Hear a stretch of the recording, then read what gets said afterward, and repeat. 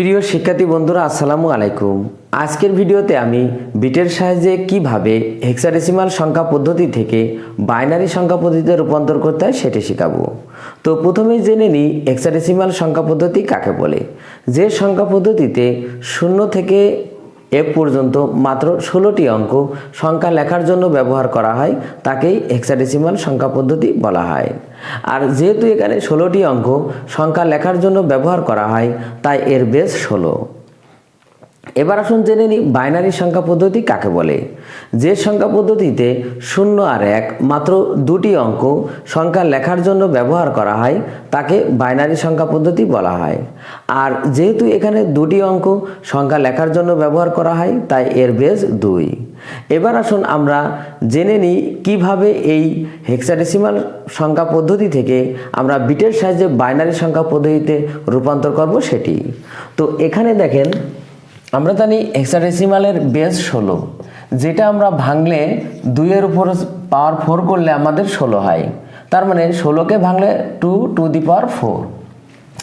এখন দেখেন, আমরা হেক্সাডেসিমালের প্রতিটি অঙ্ক এর বিপরীতে 4টি করে আমাদের বাইনারি সংখ্যা নিতে হবে। তাহলে এখানে আমাদের 4 বিট কোডের মাধ্যমে আমরা হেক্সাডেসিমাল থেকে বাইনারি সংখ্যা পদ্ধতিতে রূপান্তর করব। এখন 4 বিট কোড কোনগুলো? 8, 4, 2, 1।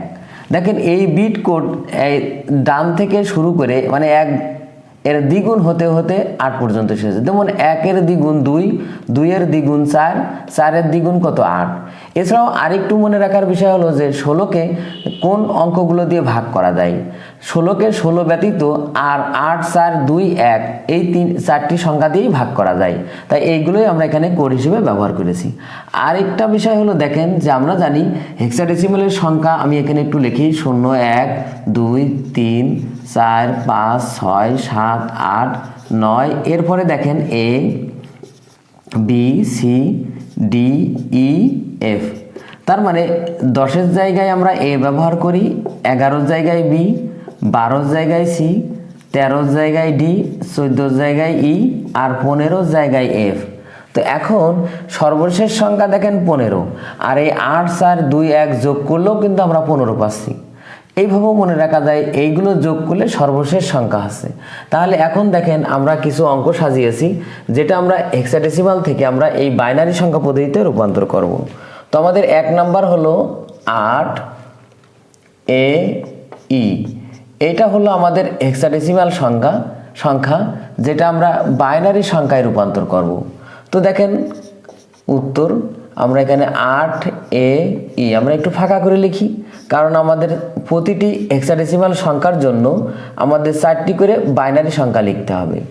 তো এখানে অ্যারো চিহ্ন দিয়ে আমরা সেটা ব্যবহার করব। তো সেটা কিভাবে দেখেন, আমরা এখানে এই 8, আমরা জানি যে কম্পিউটার ডিজিটাল সিগন্যাল মেনে চলে, অর্থাৎ 0 দ্বারা অফ আর 1 দ্বারা অন বোঝায়। তো যেখানে আমাদের এখানে হেক্সাডেসিমালের প্রথম সংখ্যা কত? 8। তাহলে আমরা এখন দেখব যে এই 8 তৈরি করতে আমাদের এই যে 4 বিট কোড এর মধ্য থেকে কোন সংখ্যা ব্যবহার হবে। যেটা ব্যবহার হবে 8 তৈরি করতে মানে যোগ করে, তাহলে সেইটার নিচেই 1, আর যেটা ব্যবহার হবে না সেটার নিচেই 0। তো আমাদের প্রথম সংখ্যা এখানে 8 আছে, তার মানে 8ই লাগে শুধু, এখানে আর কোনো সংখ্যার সহযোগিতা লাগবে না, আর বাকিগুলো আমার ব্যবহার হবে না, তাই বাকিগুলোর নিচেই 0। তাহলে দেখেন 8-এর বিপরীতে আমাদের বাইনারি সংখ্যা হলো 1 0 0 0, 1 0 0 0। এটা কিন্তু খুব সহজ পদ্ধতি এবং মনে রাখাও খুব সহজ। আমার মনে হয় আপনারা একটু দেখলে, খেয়াল করে দেখলে এটা পারবেন। এবার দেখেন এতে আমরা কি জানি? 10। তাহলে এখন দেখেন আমাদের এই 10 তৈরি করতে ব্যবহার হবে 8 আর 2, তার মানে 8-এর নিচে 1 আর 2-এর নিচে 1, আর বাকি 2টা সংখ্যা নিচে 0। এবার এই 4 সংখ্যা আমরা এখানে বসিয়ে দিই, 0 1 1 0। এবার দেখেন ইতে আমাদের এখানে 14, আর আমরা জানি এই 14 তৈরি করতে আমাদের লাগে 8 আর 4 12, 12 আর 2 কত? 14।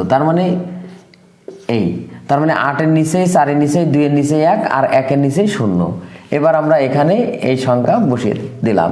তা এবার আমরা অ্যান্সার লিখি, দেখেন 8 A E, যেটা আমাদের ছিল হেক্সাডেসিমাল সংখ্যা, সেটা আমরা বাইনারিতে পাচ্ছি। দেখেন 1 0 0 0 1 0 1 0 1 1 1 0। তার মানে ঠিক আছে, এটা ছিল আমাদের বাইনারি সংখ্যা, অর্থাৎ বিটের সাহায্যে আমরা এই হেক্সাডেসিমাল থেকে বাইনারি সংখ্যায় রূপান্তর করলাম। আমি আরেকটি সংখ্যা সাজিয়েছি যেটা আমাদের ভগ্নাংশ সংখ্যা 0.5 ডি আর সি।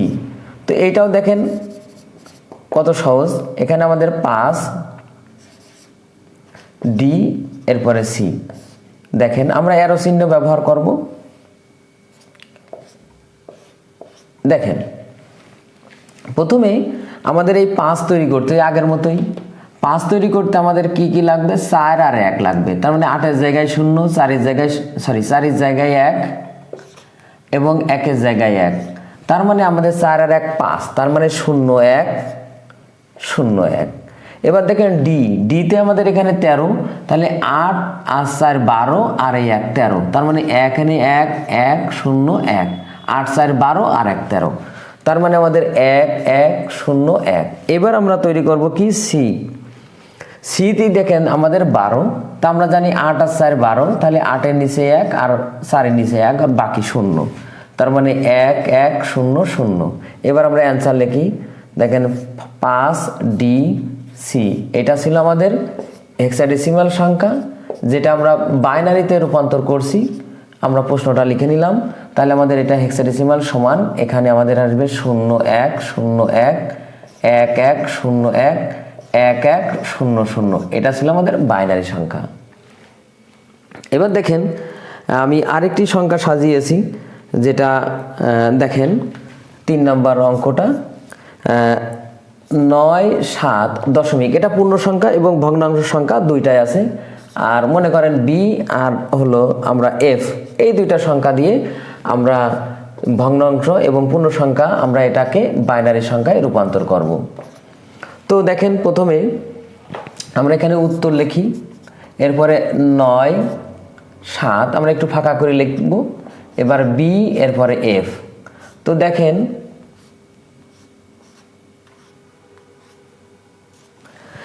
এখানেও আমরা ওই 4 বিট ব্যবহার করব। কিভাবে দেখেন 9 তৈরি করতে আমাদের 8 লাগে আর 1 লাগে, তাহলে 8 এর নিচে 1 আর 1 এর নিচে 1, বাকি দুইটা 0, তাহলে 1 0 0 1। এবার 7 আমরা জানি 4 2 আর 1, 4 আর 2 6 আর 1 7, তার মানে 8 এর নিচে 0 আর এইগুলো কি 1, তার মানে 0 1 1 1।